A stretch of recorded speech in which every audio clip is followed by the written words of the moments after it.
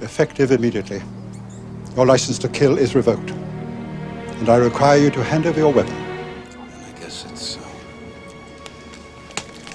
a farewell to arms. It's funny because they're at the Hemingway house. Hi, I'm Kevin from the SDP, and this is the 007 Diamond Jubilee.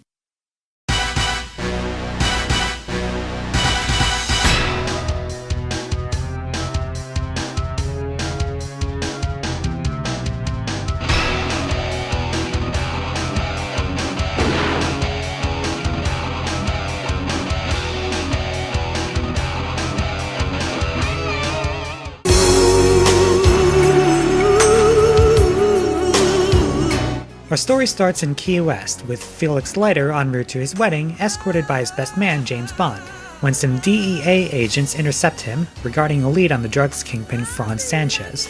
With 007's help, they capture him in mid-flight with enough time to drop into the wedding. Cue opening credits. We return to Sanchez, who offers a $2 million reward for whomever can free him. The federal agent guarding him takes him up on the offer and has him sprung out in transit. That night, some goons raid Leiter's home, killing his new wife and taking him to be partially eaten by sharks. Upon hearing of this disaster, Bond fears the police will not solve the case and goes vigilante in order to bring the perpetrators to justice. M is not amused. We're not a country club, 007. Despite his best efforts to go solo, Bond teams up with Pam Bouvier, a CIA informant working on the Sanchez case. Her chemistry with Bond is much rockier than most Bond girls, since he's always brushing off her attempts to stay and help him. And I don't usually take this side in these situations, but I have to say, she's right. Even the mighty 007 deserves all the help he can get. Pam shares the spotlight with Lupe Lamora, Sanchez's girlfriend. In the beginning of the movie, she is beaten by Sanchez for cheating on her, and she got it easy compared to the other man. Even though she willingly committed the infidelity, as far as we know, this scene, along with her subsequent aid for Bond in fighting Sanchez, left my heart rooting for her. Felix Leiter, 007's ally from the CIA, now finds himself working for the US Drug Enforcement Agency. Note that this was the same guy who played the role in Live and Let Die. Talk about canon. Helping them in Key West is Sharky, a boat pilot and friend of Leiter's. He doesn't last into the second half of the movie, and is essentially a copy of Quarrel and/or Quarrel Jr., so why couldn't they have recycled him instead of creating a new character? Our villain is Franz Sanchez, a fugitive, highly connected drugs lord. Far removed from the take-over-the-world type of Bond villains, Sanchez is quite versatile in his personality, able to establish a good friendship with anyone who, to his knowledge, is not out to cross him. But if you are, then you really need to run like heck. Notice how Bond uses this temperament against him, planting evidence to, quote, prove, unquote, that his henchmen are working against him, including Milton Crest, Sanchez's partner in crime. He shows up drunk in one scene, yet for some reason comes off that way for the entire movie. Truman Lodge, Sanchez's financial advisor, comes off as a little too obsessed about the financial status of Sanchez's drugs operations, so when he gets shot by Sanchez after one too many annoying comment on his losses, I have to say, thank you, amigo. I guess it's time to start running overhead.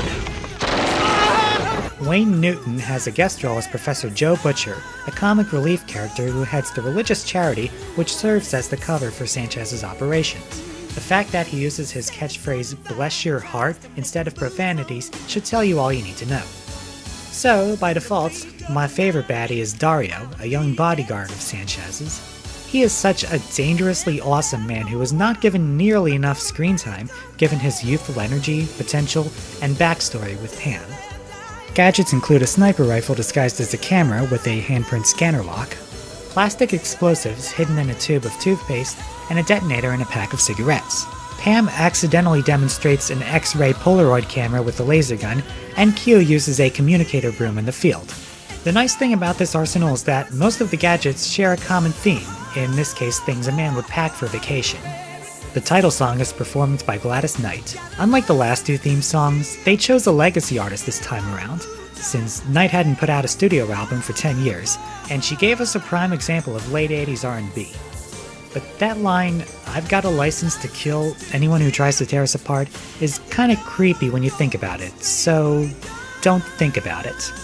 Musically, it's powerful and slow at the same time, so even if it's a good song, it's not a good Bond theme song.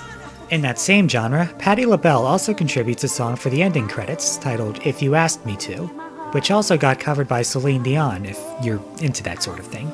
In the opening credits, we have camera and casino motifs with a lot of dull green and brown colors. Notably, it's also the only opening sequence with product placement for Olympus cameras, which aren't even used in the film itself. License to Kill uses an original screenplay, but two aspects were borrowed from Ian Fleming's books. The scene where Leiter is fed to sharks comes from 1954's Live and Let Die, and the character of Milton Crest comes from the Hildebrandt rarity, part of 1960's For Your Eyes Only. Another point I'd like to bring up is the writer's decision to use a fictional setting, the nation of Ifsmus. Given the sensitive nature of the war on drugs that was flaring up at the time, I'm sure the decision to use the second fictional nation in the film series was intentional, but not without real inspiration. The name implies a location like Panama's, the scenes were filmed in Mexico, and the flag is similar to, if not that of, Guatemala. Also, when the story was revisited for the video game 007 Legends, it was explicitly set in Mexico, so take that for what you will. I'll admit it, this is among my favorite James Bond films of all time, definitely within my top 5 at least. As I grew more experienced in exploring the franchise, my interest shifted towards the more plot-driven films, especially from the 80s and 90s, and what a plot we have here. Experienced film buffs will draw parallels to, for example, Akira Kurosawa's Yojimbo, in that the hero sows the seeds of distrust within the villain's organization. And then you have side plots such as the one with the Stinger missiles, which force Bond to realize that he can't just go down his narrow path of revenge without affecting the goals of other people. But the end results aren't pretty. Among the more gruesome deaths, the stronger profanities, and the drugs references, this was the first James Bond film to be rated PG-13 in America and 15 in Britain. And they still had to make a few cuts to avoid the next level up, but if it helped the writers take their job seriously, it paid off. License to Kill scores 90%, an A-. Compliments of Sharky. But the aftermath wasn't all good. After the release of License to Kill, the franchise suffered its longest hiatus to date, with 6 years separating this and the next Bond film.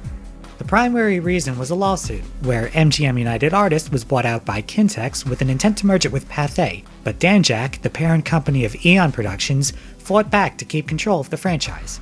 I know, that's a lot of companies to remember. Not helping the matters was License to Kill's relatively poor performance in America, having come after numerous summer blockbusters including Batman, Back to the Future Part 2, Ghostbusters 2, and Indiana Jones and the Last Crusade, to name a few. When the series did bounce back, it would never again premiere in the summer season for that reason. You're in over your head. This is where it ends, Commander.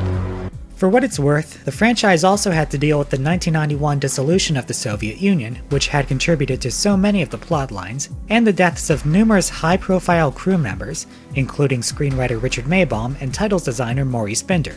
But 6 years and one change of star later, James Bond came back better than ever, which we will learn about when James Bond returns in GoldenEye. Bless your heart.